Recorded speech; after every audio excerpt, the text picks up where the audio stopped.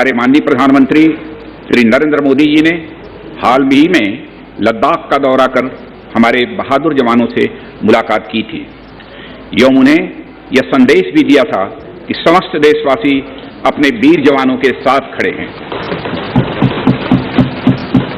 अध्यक्ष महोदय, मैंने भी लद्दाख जाकर अपने सूरवीरों के साथ कुछ समय बिताया है और मैं आपको यह बताना चाहता हूं कि मैंने उनके अदम्य साहस, शौर्य और पराक्रम को महसूस भी किया है। आप जानते हैं कि कर्नल संतोष बाबू और उनके 19 वीर साथियों ने अपनी मातृभूमि की रक्षा करते हुए अपना सर्वोच्च बलिदान दिया है। अध्यक्ष महोदय, कल ही सदन ने 2 मिनट मौन रखकर उन्हें अपनी श्रद्धांजलि अर्पित की है। सबसे पहले मैं संक्षेप में चाइना के साथ हमारे बाउंड्री इश्यूज के बारे में बताना चाहता हूं। जैसा कि सदन इस बात से अवगत है कि भारत एवं चीन की सीमा का प्रश्न अभी तक अनरिजॉल्व्ड है।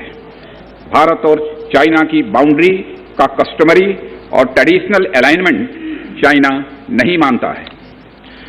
हम यह मानते हैं कि यह अलाइनमेंट वेल एस्टेब्लिश्ड भौगोलिक सिद्धांतों पर आधारित है, जिसकी पुष्टि न केवल ट्रीटीज और एग्रीमेंट द्वारा बल्कि हिस्टोरिक यूजर्स के प्रैक्टिसेस द्वारा भी हुई है। इससे दोनों देश सदियों से अवगत हैं, जबकि चाइना यह मानता है कि बाउंड्री अभी भी औपचारिक रूप से निर्धारित नहीं है। साथ ही चाइना यह भी मानता है कि हिस्टोरिकल ज्यूरिडिक्शन के आधार पर जो ट्रेडिशनल कस्टमरी लाइन है, उसके बारे में दोनों देशों की एक अलग अलग व्याख्या है। दोनों देश 1950 एवं 1960 के दशक में इस पर बातचीत कर रहे थे, परंतु इस पर म्यूचुअली एक्सेप्टेबल समाधान नहीं निकल पाया।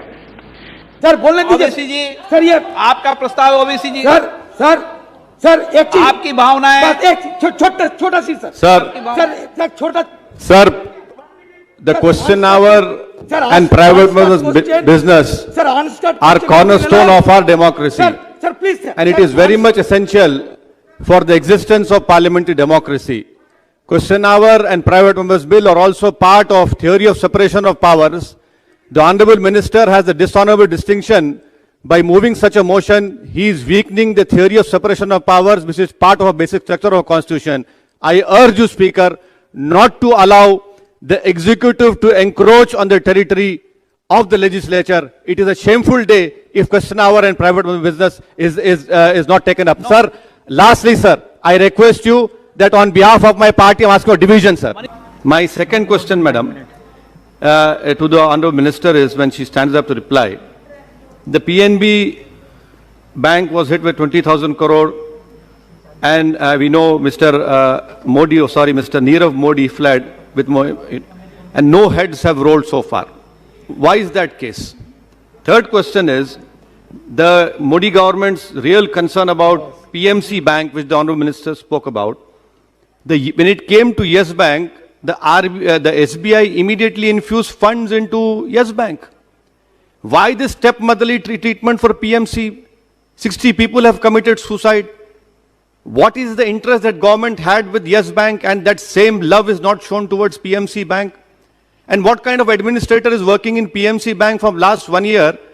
That person, that honorable person, has not been able to sell the yacht which is stuck in Sri Lanka.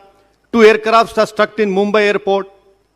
This is the love of this government for PMC depositors who are suffering day in, day out. Sir, my third question is about this. In this bill, it talks about issue of equity, preference or special shares by way of public's issue and private placement. Are you trying to say that now SEBI will interfere in it? Because this issue of equity and public issue, are you bringing in SEBI? Please enlighten all of us.